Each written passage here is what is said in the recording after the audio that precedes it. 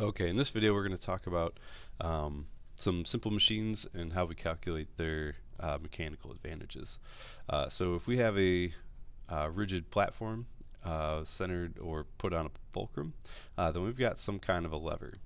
And depending on where the effort force and the resistance force are, we get different kinds of levers. So there's three different total.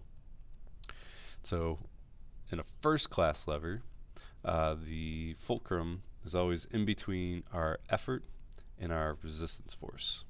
And where that is located will change its mechanical advantage. If it's exactly in between, then the mechanical advantage is 1, meaning that it doesn't make it easier or harder. Oops, sorry. If the fulcrum is closer to the effort force, then that makes the mechanical advantage less than 1.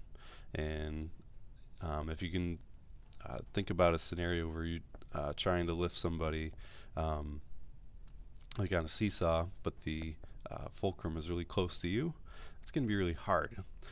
So we're increasing the amount of force that we need, but that's increasing the distance. So whenever we talk about machines and mechanical advantage, we're always trading off forces for distances.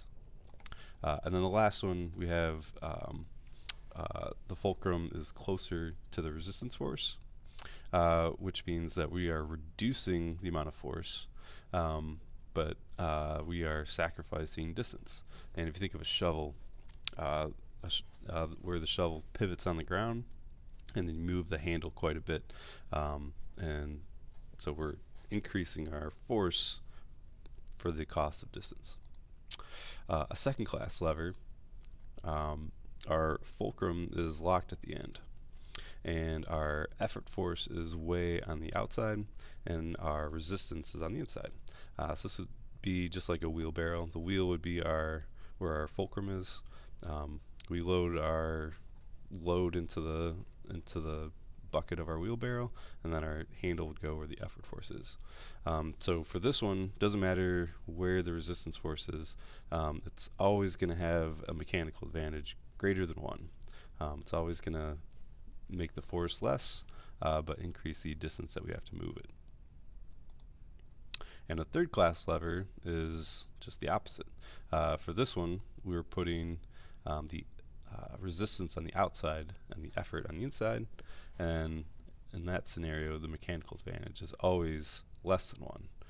This is always going to make it harder, but increase the amount of distance that we're moving the resistance. And there's another video where I talk about moments, so if you want to calculate the moment of any of the levers, you can watch that video.